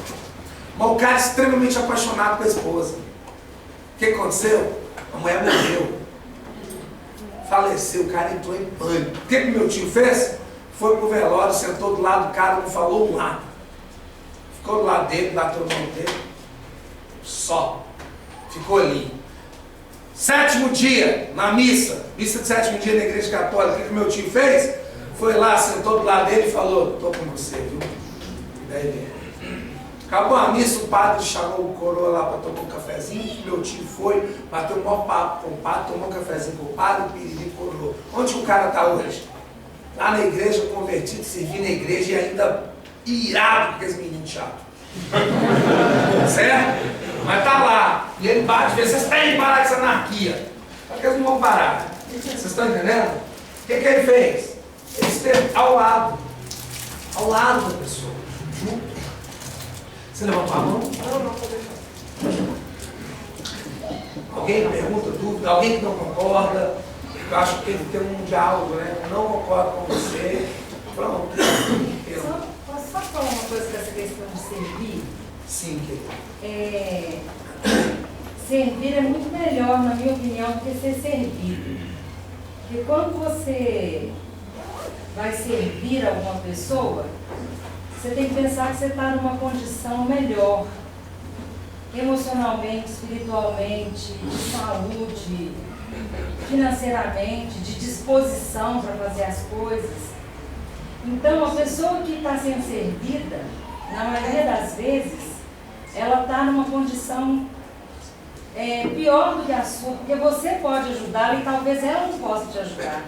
E quando a gente serve como se fosse para o Senhor, o que importa é que a gente agrade o coração dele. Eu posso tentar te ajudar em alguma coisa, te servir em alguma coisa, e você não fazer diferença nenhuma. Mas se no meu coração eu estou fazendo aquilo como se eu estivesse fazendo para Deus, o que importa é agradar o coração de Deus. É só para completar aquilo que você falou. Tá? Obrigado. Mais alguém para nós fecharmos ou não? Sim, não? Não. Ok. Antes de orar, posso orar para terminar? Amém. Cadê o Alan? Faz favor, pastor. Deixa a criança aí. Eu queria fazer só um laboratório rápido. Não tem um relógio aí? Você tem um relógio aí? Faz favor. Eu queria fazer um laboratório simples e rápido para a gente entender essa questão de serviço. O sistema está roubando o nosso tempo, o nosso dinheiro, nossa atenção e tudo que a gente tem em relação a reino. E nós somos crentes viciados em pastor, viciados em liderança, diácono, isso que os caras fazem. Certo? O Alan, eu vou pedir ele licença, ele vai ter 10 segundos, acho que é muito. Ele vai ter 10 segundos para ele tocar em vocês, e quem ele tocar tem que ficar de pé. Ok? Você pode marcar, pastor? Aí? Encosta. Quem você tocar fica de pé. 10 segundos. Eu acho que 10 é muito, não é pouca gente. Vamos pensar em quê? 8 segundos.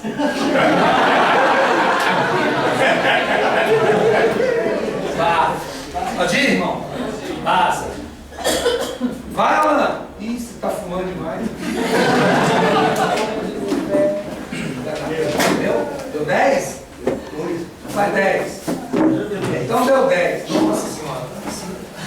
É para não falar o nome dos meus irmãos. Só que é o seguinte, senta aí, vamos criar estratégia. Tem uma criança ali, deitadinho, no carrinho. Tá. Só que agora é o seguinte, vamos repetir isso aqui. Nós vamos mudar a estratégia. Quem ele tocar, tem que tirar a bunda do banco da igreja, tem que tocar. Mas você não vai tocar em dois e falar, já orei, tá, sentei, já sentei. O desafio é pôr o povo todo de pé. Deixa cair cadeira, só cuidado com as criancinhas, ok? Então, ele vai sair, você conta 10 minutos. Não, você vai tocar também, até morrer. Ninguém tem direito de voltar para trás. O caminho é estreito, é morte. Certo? Eu tô com artrose, toma uma morfina, entendeu? Continua, certo? Quem ele tocar tem que sair quebrando e pôr esse povo de pé. Não é você? A gente vai sair da cultura de gueto de igreja evangélica. Não é para você tocar 4, 5 e voltar para sua zona de conforto. Rompe as fronteiras. Quais? Todas, da mente, do coração, do tempo, de tudo. Certo? Na novela, no WhatsApp, no Facebook. Sai quebrando tudo. Você não tem o direito de voltar para o seu banco até essa igreja toda está de pé. Aí eu toco e as pessoas tocam. Todo mundo. Quem for tocar tem que tirar a bunda e partir para a guerra. Vá. Vai, gente! Porra, vai, gente! Quando o povo morre,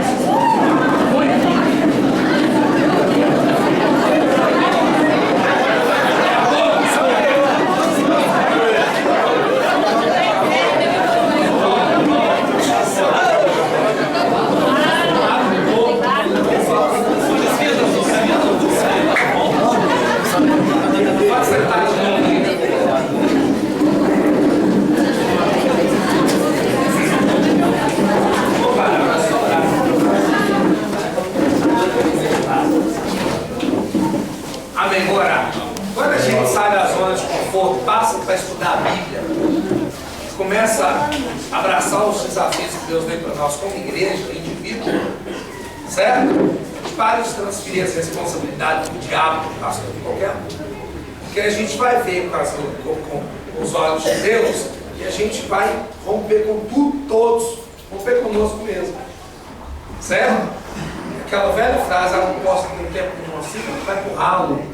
E a gente vai mudar a história da nossa geração. Amém? Amém? Amém. Orar. Senhor, muito obrigado por esse momento. Amém.